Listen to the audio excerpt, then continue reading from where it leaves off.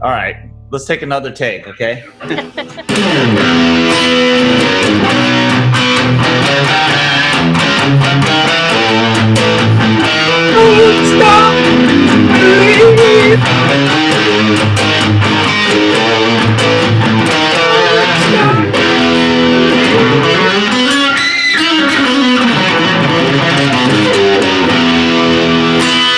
Yeah!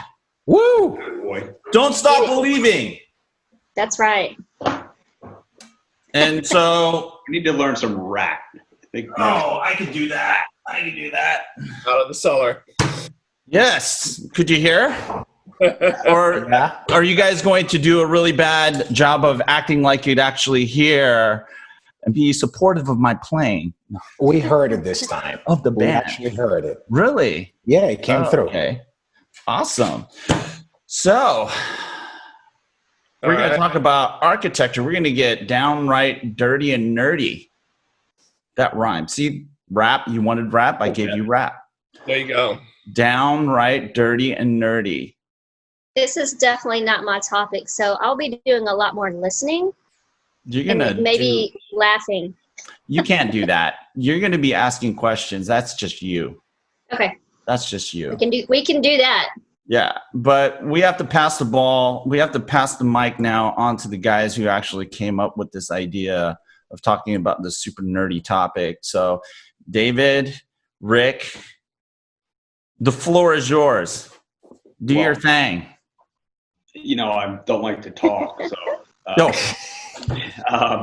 So the reason I brought this topic up is I think there's this big division we've talked about in previous episodes between how people will typically implement something like an industrial IoT solution versus a connected fleet, connected product solution. And it's not that simple. It's what we learned kind of through some customer engagements over the years is an increasing. So 90% of the workloads in an industrial IoT scenario are still on-prem. Call what you will, we have to come up with a better way to run those workloads as well, right? Mm. I think last episode we discussed, can containers play a role at the edge and things like that, but what we call it the fat edge or whatever, these workloads need to, for a variety of reasons today, still want to be close to there. Then we've got kind of the classic device to cloud scenario, right? That's the vast majority of what people think of when they think of IoT stuff, the smart sensor.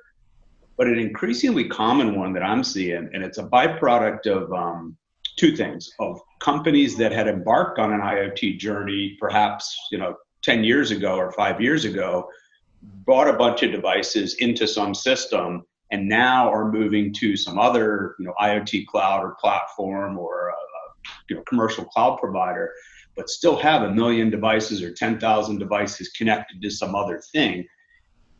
That's this cloud to cloud scenario, right? Where you're bringing it into a telco cloud or a third-party vendor cloud. So this increasingly cloud to cloud for that use case, cloud to cloud for even new customers that are bringing their devices into one cloud, but might want to leverage analytic capabilities out of another. And then the other one that's, I think we haven't really seen the impact yet, but one to watch is geo-sovereignty of data. So as companies start to deploy, millions and millions of devices around the world, increasingly that data isn't allowed to leave, geographic boundaries. So imagine now you're deploying the same IoT solution in 50 regional data centers, cloud data centers. How do you keep that up to date? How do you get composite analytics for all that? So it's not just as simple as the old tweeting, the tweeting sensor anymore. Anyway, that's the kind of the framework and some of the examples I think of for different deployment models. I'm sure you guys will have some thoughts as well. Yeah, I'll go. But in my always unexperienced approach of what does each thing mean. So, and to start backwards on your comment, Rick, in Europe, so across the Atlantic, the where does my data live is one of the first three questions that comes out, and vendors understand this. If you are speaking to let's just pick a company in Germany, and you're talking about whiz bang tools that you're going to do with their data. And if you're not able to specifically tell them where in Germany that data will live and get processed, and you're dead in the water. And there's good reasons for that. And I think here also in the U.S. is back to the on-prem. I'm making nuclear subs for Rob's friends, and there's good reasons that I don't want that data out there. So it needs to be right here. And vendors who are able to explain from an architecture perspective how they take care of that data at the device level, in the cloud, in the network, and out to the end user in some application. They're very successful because it's you're either doing it right or you have no idea what you're doing. And then back to the other comment. One of the things that I hope we get to dig into today, for the sake of breaking things down, we've done the platform bit. And now we're talking about architectures, and within IoT architectures, there's a bunch of components. Again, device, gateway, cloud, application. What's in each that the community should be asking about? Down from the hardware perspective, because that will be important for your multi-cloud environment. That will be important for your device selection. So the first thing that comes to mind, and of course I'm biased, being in telco, but what is the level of functionality that you will have if your device is using a cellular network? How does that platform help you with the firmware, software, security, validation that you're able to run these things? So it'll be good to, as we go through this, to just add levels of clarity to each layer for the benefit of the community. So I'll try to do my worst in there. Awesome. He's a dangerous man. He's too humble. Clarity. Yeah. We all like clarity, right? Just be clear. But architecture, like a bunch of boxes and arrows and things like that. Your props are awesome. Yeah. Well, oh my gosh! You know what? It's funny. Speaking of props, I don't want to digress a little bit, but so when I was at Microsoft, there's this giant building, the executive briefing center, and gosh, during whether it was the mobile days or the IoT days, I was doing tons of executive briefings. Plane loads of executives flying in to Redmond every week, and I remember one time, speaking of architecture, where they had to fit me in, the normal session where, because normally they come in for a couple of days and have a bunch of PMs, every hour, giving them here's what's going on in the roadmap for all the different products that Microsoft makes. And I had to go in there, and I think it was about mobile, like, I don't know if you remember about this thing we used to call Mobile Enterprise Application Platform, MEAP, or multi-channel access gateways, and a bunch of other stuff. It's kind of like IoT, but in the other direction, any backend system getting data to any mobile device to empower your workforce. But anyway, I remember all they could do is fit me in at lunch. And so I'm at lunch at this long lunch table in the executive briefing center. And in order to describe the architecture, I use salt and pepper shakers, every knife, fork, and spoon on the table, plates, napkins, and designed the whole architecture on the dining room table for them. And it was awesome. It was crazy. I love it. I'm a visual learner. I would love to see that presentation. You have to do that sometime, actually. You guys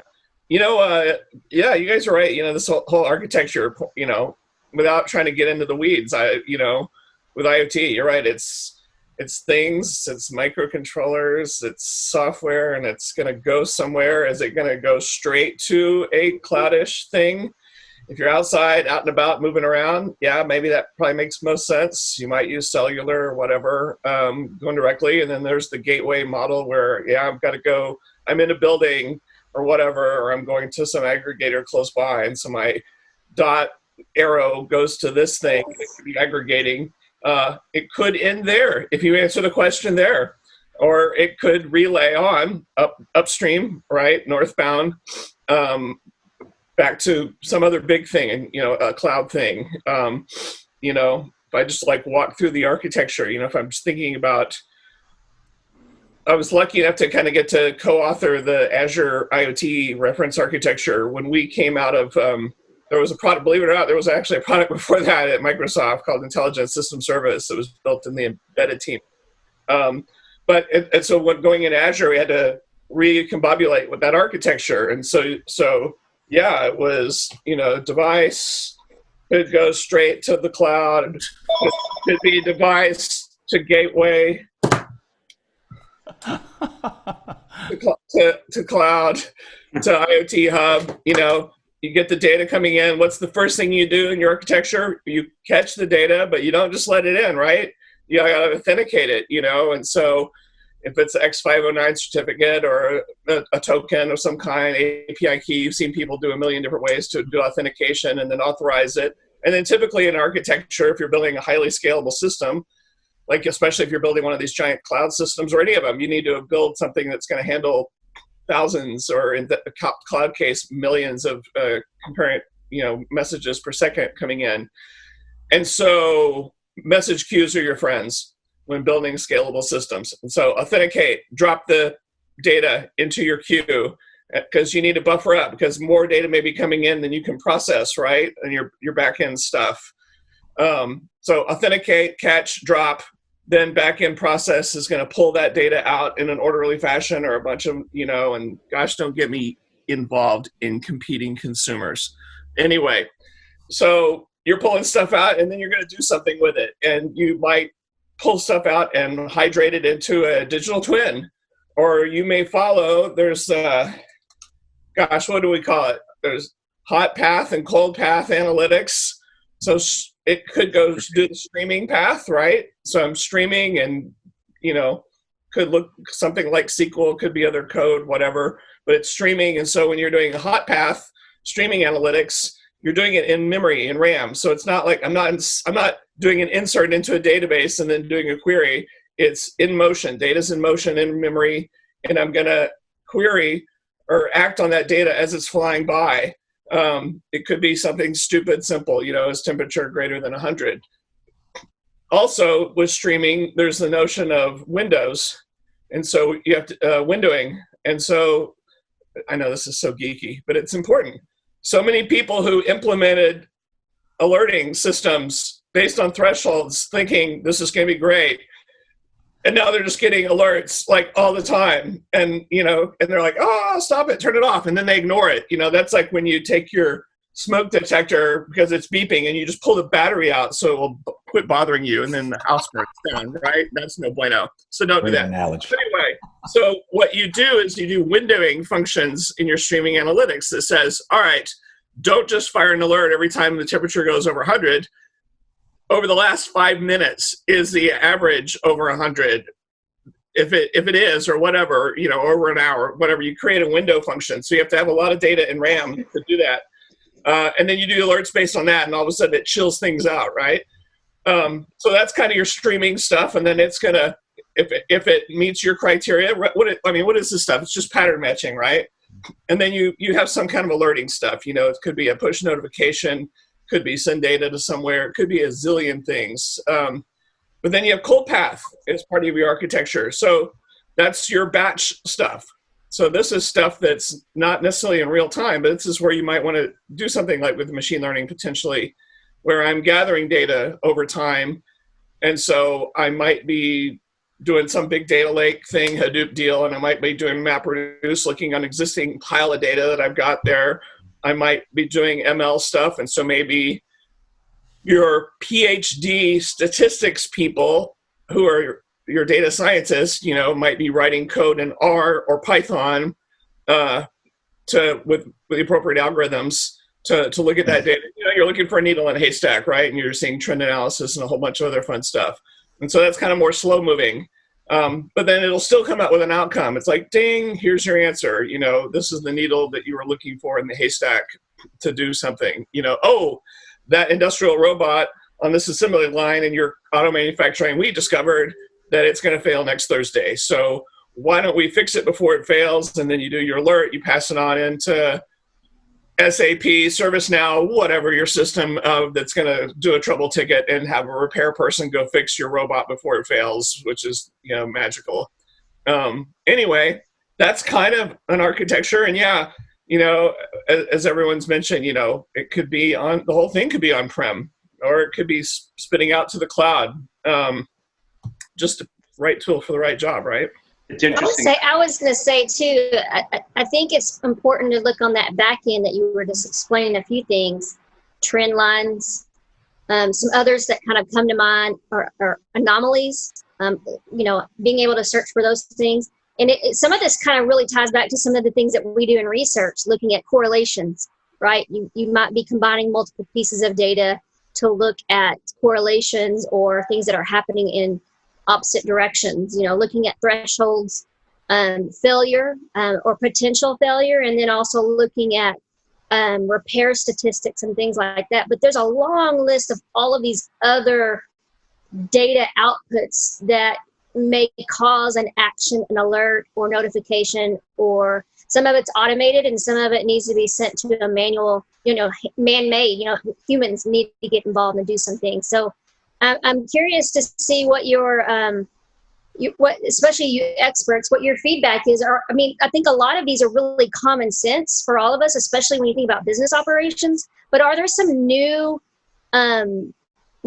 data scientists or data statistics that we're looking at that we haven't in the past that are kind of coming to light because of autonomous vehicles or something else that's a little bit more advanced or emerging? Well, and that's to Rob's point, that's kind of where you can, once you're even in the hot path, the ability for third parties to kind of plug in new ways to analyze that data or offline. I mean, they're mushrooming, right? All kinds of cool and amazing ways. The interesting thing, though, is to do a lot of those things that he talked about is actually really hard. To do secure at scale and goes back to architecture. Take something as simple as that windowing example, right? And without geeking out too much, you're keeping state, right? That's stateful stuff. And one of the mantras in scalable apps is don't keep state, right? Or avoid state if possible. So to do that at scale and be robust and fail over is actually extraordinarily difficult, which is, I think, why there's a macro trend now. So many people that have tried to build a lot of these architectural pieces or assemble them from open source projects, and how many people have kind of implemented their IoT solution as just a bunch of VMs in the cloud are rethinking that, because what works well for architecturally for 1,000 or 100 devices in your proof of concept falls flat on its face when you go 1 million, 10 million, 100 million devices, multi-region. It's even, some dumb stuff that we don't appreciate, like how does a device get its identity? I know it sounds stupid, but how do I know that, at least this thing has a mostly reliable digital identity built into it?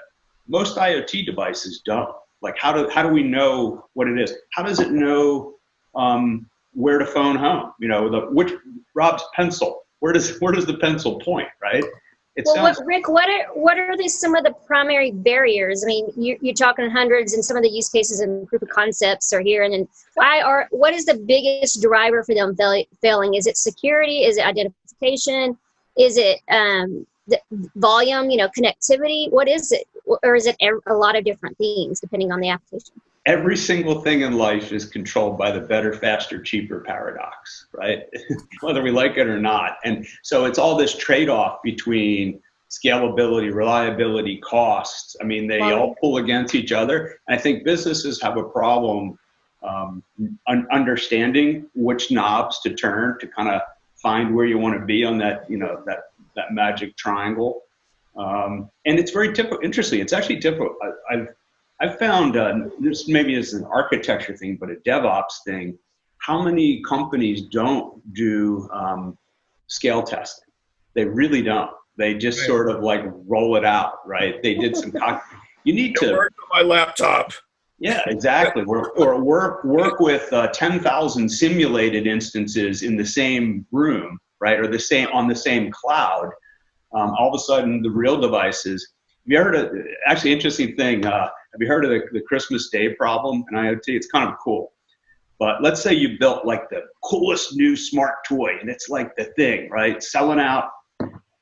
Well, what happens is Christmas morning, 1 million of these devices all of a sudden want to be provisioned and connected. So your load throughout the year isn't like this. It's like, gee. So architecturally, what do? You have to design for the most extreme use case. Well, again, this all this kind of some fundamental cloud architecture know-how about elastic scalability, elastic capacity. It's new for a lot of vendors, to be honest with you, to kind of really be cloud native and understand how to do that. Once again, this is where a lot of the cloud vendors are building that know-how kind of behind the scenes, so it just works. But it's not free, right? It's going to be, you're going to pay for those capabilities. So I will also say, Rob had me at certificates, because the reality is there are many ways to identify a device in a system. And there are good reasons why some cases you absolutely need to know that data is coming from the device you think it is. So what's the best way to do it? Is it certificates? Is it a token? Do I go with some sort of a keyless infrastructure, or do I do traditional PK? There's, in a way, there are these architectures on how to identify, validate, and authenticate these devices. So, to both of your points of, Rick, like, what's important? Am I looking at cost? Am I looking at scalability? Is it a security? These are the tough questions, to ask. So anyway, sorry, I've been thinking about certificates for 4.5 minutes. And that's a critical point to how do you authenticate something coming in. Since this is an architecture topic, when that data is flying in and you're trying to build something for massive scale, right? Think about the most rudimentary way people in the past have authenticated. They would do it like every e-commerce thing that's built since the 90s. Oh, I'm going to do a database lookup to find out, this is device 25, and it's giving me a security token, whatever, a GUID or whatever number. And I'm going to go do a look. I have to do a lookup of some kind to find out, who are you? Do you belong in my system? Yes, no. Do you have the right token, whatever? Yeah, you're good. Now I'm going to let you in, and I'm going to authorize you into my system and probably drop you in the queue. But that point right there is so critical in the scalability, because that's your first choke point, right? So you have to do the whole thing in RAM. Or I'm just giving you a suggestion here, since I had to build these things at crazy scale like other people on this call. So I need to make sure that when my system is brought up, whether it's on-prem or in the cloud, I will probably load all of those identities and passwords to make it simple for people, usernames, passwords. Let's just keep it simple for things that people understand, for a machine, right? I need to put that like in a hash table or a list of something that's in RAM, so that when that data is flying in at light speed and it and 10 million of its best friends are all trying to get in, I need to authenticate it super quick. So I need to be able to do lookups in memory. So I need to have that whole thing in memory. Otherwise, I've created a crazy bottleneck where I'm hitting other systems that slow things down. Also, another great thing that Rick was pointing out, just note the idea of building a stateless system to make it more scalable. So load balancers are things that you're hitting when you're coming into your data center or your cloud or whatever. If you build things that are stateful, that have sticky sessions, affinity, that have to keep going to certain servers in order to work, because lots of people have built those kind of systems, they're stateful. And then, if those servers die, you're hosed. So the thing is, there's always the notion of it's stateless. And so when I go hit my F5 load balancer or whoever makes it, there's a zillion of them out there, I can go to any server. Servers are failing all over the place. That's how we build cloud systems these days. You build for failure. And it gracefully degrades, and it's good to go. The server's not here, but I can go to another server, and I'm going to keep on trucking. So stateless is good there, but then you do hit a part maybe when you need state. Right, exactly. It doesn't have to be in disk. I mean, a Redis or, in mem state is perfectly legit. Absolutely. In memory is your friend, and so authenticate in memory. Some people, it's so common. Like when people say, I'm going to roll my own IoT thing, it's like, okay, I'm going to grab a little Kafka here or maybe a little RabbitMQ, and then I'm going to have it go into Spark or something like that. I mean, you're loving this stuff. And that's typical. Or there's the idea, to your point, with Redis or Incache or whatever. Maybe instead of a queue that looks like it's a place like a hard drive type queue, the whole thing could be in RAM. And you've got this great multi-server distributed caching systems. Because if speed is your friend, like we always said on the submarine, if things are going bad, speed will keep you going for hydrodynamics. Speed's your friend, authenticate in RAM. And then maybe my queue is Redis or Incache or something like that, so that I'm keeping everything in RAM. And then the next stage happens, right? Some analytics, put it into a twin, whatever you're going to do. Something Stephanie brought up, you were asking just, what is all this new stuff, or it may not be new. I don't know if you ever heard, does the term multivariate mean anything to anybody? Yeah, statistics. Why this is so hard, as Rick keeps talking about, is your thing is sending along 1, 2, 3, 10, 100 different individual data points with data types and values from one thing. It's coming in. And so you're analyzing all of those things. So my device number 25 is sending telemetry in with maybe, let's just say, 25 different things that I've got to look at and analyze. And, you go, oh, yeah, I can figure that out. Here's the other thing, is having to do with our arrows and our things. Context. Just like we always did context in mobile, right? Because you need to know the context of what you're doing with your mobile apps. Same thing with IoT. I need to know, it's just device 25. How do I know what any of this means? So that's where data blending can come in. SLAs, things about device 25. You've got metadata that says, oh, well, device 25 is this pump and whatever. But you may have other back-end systems in your company that says, well, there's an SLA for that pump, and there's all this other information about it. And so that's why it's important in IoT when you're doing your architecture. Don't build a new data silo. People are always doing that. Be able to do data blending, bring in data from other data sources, and that meets with your machine data in RAM, maybe, to say, oh, your device 25, oh, you're a pump, you're over here. You have an SLA that says you got to have this much uptime. And here's all these data points, and this is what they mean, and this is why you have to do them, and this is what you do next in the steps. If this is out of bounds, then I need you to go send, use ETL or send a message to this system to activate blah, blah, blah. I mean, there's a million different pathways. But yes, that context from your existing business systems is super critical. And so you have to pull that data in as well to give this guy meaning, if that makes sense. You just triggered another really, really, really fundamental IoT architecture question. And I don't know if you didn't intend to, but the idea of context, one very important one is, what if I need to talk back to that device? What if I need to write to it? Like this entity, this software entity that's trying to make that decision, or a human in a browser, they have no idea where that thing's connected or where the socket lives on some load bound. Where I'm going with this is, let's say I want to turn on a light, right? Sounds trivial, right? Well, architecturally, there's a number of ways to do that, and they all have trade-offs. So let's take, for example, where latency matters. I want that, push that button and that light should go on. Well, that implies one of two things. Either you have what we used to call an always-on connection, so the device is open up a socket or some other, mechanism that it's constantly connected, and then some software networking routing magic kind of figures out how to get a request back to it. The second scenario is what we used to call the dry hump scenario, like the dog dry humping your leg. It's like, do you have any requests for me? Do you have any requests for me? Do you have any requests for me? Well, it gets annoying after a while, but it's also very expensive. I knew you would like that, Dave. But it gets very expensive. I'm a simple guy. But let's imagine I turn the light on and off twice a day. But if I want 1 second response time, I'm making 86,400 API calls a day to see if the light needs to go on or not. Just terribly inefficient. But then where does architecture come into this? They all have trade-offs, right? That always-on connection requires resources in the cloud, it requires resources on device, it requires power.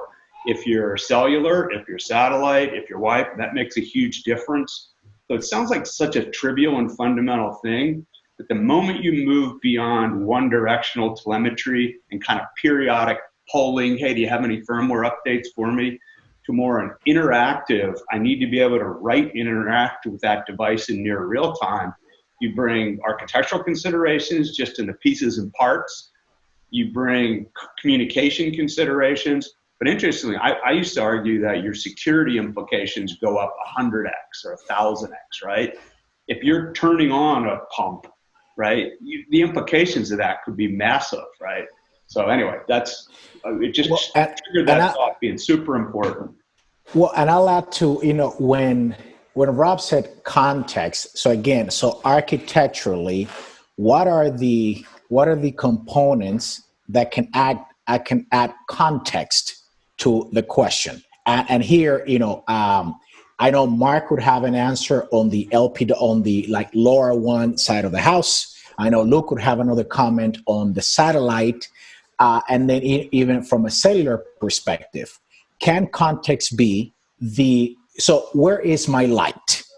And if there's context on a cellular network, well, you can find that this light is located in this sector of this particular radio access network. Like, hey, it doesn't move. So it can give you context of location. You can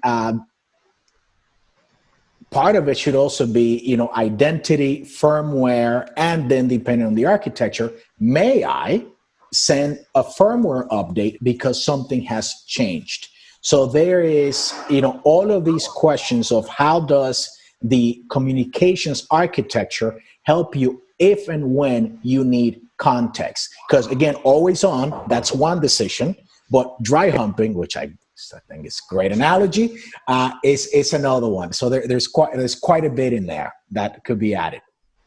You are so right, but I'm not going to use those terms that you guys just said because that's going to come back to bite somebody in a job interview or something. Rob, that looks more like Freddy Krueger right there.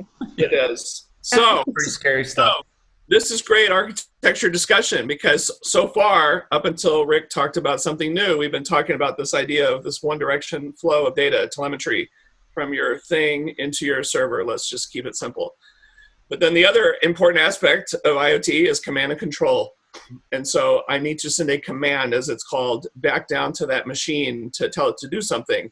A great example is, let's say that this is an electric motor and it's running at 10,000 RPM and it's sending its telemetry. Well, along the way, with my simple pattern matching and simple rules, I say, well, gosh, the temperature is now exceeded. I'm using my windowing function and I notice temperature is exceeding the max level. It's in the red, right? And so I may have a rule that says if temperature greater than 400 degrees, then send a command to tell this guy to chill out. And so I'm going to send a command back to the machine saying, I need you to lower your RPMs down to 7,500 revolutions per minute. And then I'm going to see if the temperature cools off and everything like that. So that's kind of a simple example. There's a trillion examples there, but this is such a big architecture question because so far going one direction, my daughter's favorite band, you can do so many different things. You have the idea, as Rick talked about, there's the nailed up connection that always on. It could be a socket. A lot of people will use MQTT with topics and weird stuff like that. And MQTT is kind of expecting to be connected because of the way it talks back. But there's implications. So when you're a server architect, the more permanent connections, your server can only have so many. It's just physics, right? There's so many TCP sockets that are available on your server that you can have at any one time. And so if you're going for that I'm connected all the time thing, it degrades your server's ability to scale as opposed to, connect late, release early, kind of architecture. But to that derogatory term that some gentleman on this call used. There's the other thing is happening is you could be polling, right? And the polling architecture is, hey, you got anything for me? You got anything for me? You know, where this guy is always talking to this guy, and then it may queue up something that says, yeah, oh, I got something, you know. And so there's the notion of maybe every time I send telemetry, I may also say, hey, while I just sent you this data, you got anything for me? Oh, yeah, I do. I need you to chill out and turn to 7,500 RPM.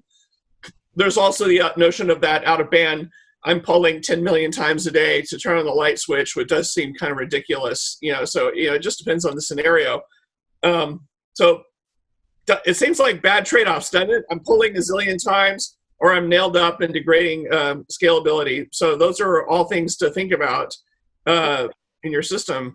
A really cool, and actually this was, Dave, this was actually something Enphase did early on back in the day, which, and a number of vendors do this, is the idea of an out-of-band channel as your notification. So for example, if a device is using a cellular data link as its primary communication, you could do a SMS wake up that basically says, hey, I have a command for you, so now call back. And there's a variety of mechanisms like that, this sort of hybrid pipes. So yeah, just traditional mobile notifications, right? There's lots of ways we can have these out of band, hey, and what's interesting is from a security point of view, you want to be cautious about someone just doing out of band and saying, I want you to set the pump to 7,500. Wait a second, I don't know who you are. You say you're so-and-so. Typically there's not a lot of authentication in those. So a lot of times what happens is you're going to say, hey, I have something for you. You call me on the secure phone, right? And then I'll give you the instructions. So there's this kind of dynamic that goes back and forth. But hopefully the message here is it escalation and complexity of a couple orders of magnitude when you have a bidirectional communication with the IoT device. You know, Rick, on that also, back to context. So if we stick to the pump and we stick to the fact that, you know, it's going too hot, so I need you to come down from 10,000 to 7,500 RPM, then is the question of how do we actuate? Because if I have context and Leonard, my engineer, I have context of where he's physically at and he's near the plant, I might do like, Leonard, I need you to go take a look, right? And I have a human being here versus this is a pump jack 100 miles from where Stephanie lives, right? Where by the time someone gets there, we might have a bigger problem. So context dictates that I will give permission to the motor or the pump jack to, you know, do this instead of that. That's, you know, that's another contextual consideration. That's really good. That's like another rule that says if I'm over 400 degrees, that's bad. A secondary rule could say, if I'm over 400 degrees for more than 10 seconds, you're toast. So you don't have, you know, your decision tree, right? You don't have the option to send Sally out to the pump jack in Abilene. You need to send a command to do it right now because it's going to blow up or something like that. That's a good point on context. The second order things. Isn't that a good case for edge? Like, right? And that's one of the arguments for edge logic is if that algorithm was running at the edge, then this whole discussion's moot. It doesn't mean you don't have the need to write down to those. You know, you do clearly updates to the rules, firmware updates. But that's one architectural consideration we talked about last week. Think of it as a distributed application for safety, reliability, latency. What do you need to run where? And that's so case specific, context specific. We use that word, which I agree. And that's, you know, that certainly has to play into it because there's trade-offs on all of those. Yeah. Okay, guys, I think we're running pretty close to time here. Or do you have another diagram you want to? I need to tell you something about security. All right. It's distributed. Look, it's distributed. So I have one here. It's distributed. So one thing to make sure when you're building your system, you will, I saw this in mobile. It's so funny talking about SMS and waking up. those of us who lived back, there was a time when it was BlackBerry versus Windows Mobile. I know that sounds ridiculous. And the thing was, you remember how the most important thing in the world was push email? And there were giant multi-billion-dollar lawsuits over push email that happened back then. So Windows Mobile, that's the team I'm on, and we have Exchange Server, which everyone used for email. And we had this notion of, how do I get push email? Well, BlackBerry put these BlackBerry enterprise servers in front of the email, and they would do push email. And we didn't have that. We did something called Always Up to Date, and it's exactly what Rick said. Step one, SMS message to your phone, because it's a cellular deal, to say, hey, you got something. So that's push to pull, right? And then I would go and get something. And then later on, we created something called Exchange Active Sync, which... Thank you for that, by the way. I'm sorry, yeah. I said, oh, thank you. You know how many Motorola queues I had to configure? Yes, I love it. It's a great device. And so that would have a kind of a nailed up connection, long polling over HTTP, that kind of thing. But one important thing, with command and control, I'm sending a message to you. I can't ever have you listening for a message on a device, because that's no bueno. That means you've opened up an attack surface. If I'm listening, that means someone can come get me. So your devices need to have outbound only connections. You create the connection from the device, it goes outbound, it is incapable of listening, and then you're either having to pull to find out something new, or you have a nailed up connection, WebSockets, MQTT, you name it, and it will send that message down, that connection that you created from the device, so that bad guys...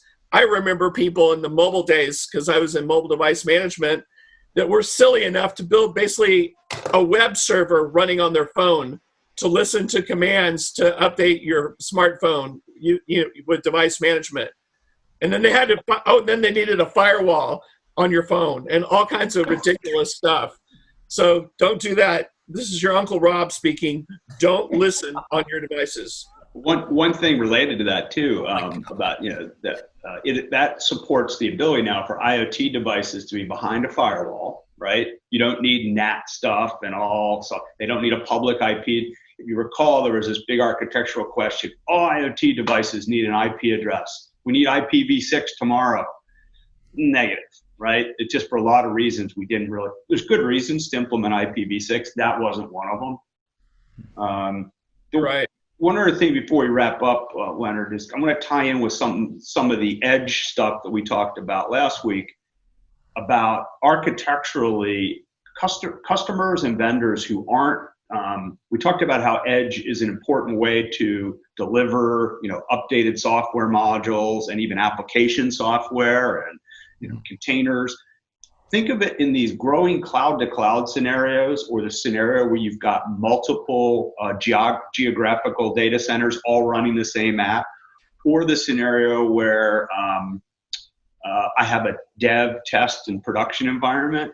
If you're not thinking about your DevOps processes to ensure how all that works well, you're going to find yourself in a world of hurt. So I know it's not really an architecture thing, but it kind of is. It's a critical piece to think about. How do you keep, these replicated systems in different geographies up to date? It's just in the boring kind of infrastructure management pieces. They matter quite a bit.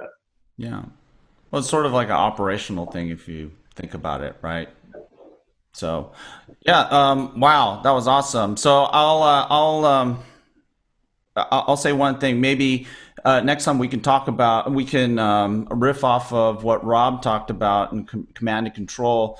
How do we think differently about architecture as things become endpoints become more autonomous, and as we see computing becoming more ubiquitous? I think edge is not a good word for us to be using. The bottom line is computing is becoming ubiquitous, and it should have an impact on how we think about architecture going forward, right? Because there's the old stuff and the old way of doing things. Now the question is, with all these technologies, what are the new ways of looking at architecture? Maybe we can explore that on part 2 of architecture, right? And I don't know what you guys think, but things are changing. It's just how. No, you're absolutely right. It's just like Right. John Kemp and Gary Payton playing up against, Michael Jordan and Scottie Pippen back when we had the Sonics. Is that related to anything? I'm sorry. My bad. What about Go Spurs Go? Yeah, awesome. Well, hey, Racers. thanks to everybody, and thanks to our listeners and viewers. We'll be back next week. Follow us on our, what is it? It's the YouTube channel, which is at www.iotcoffeetalk.com. And we will see you next week. We are YouTubers, not TikTokers. Yeah. Yeah. No, not even close. Awesome. Okay, guys, have a great week. Bye.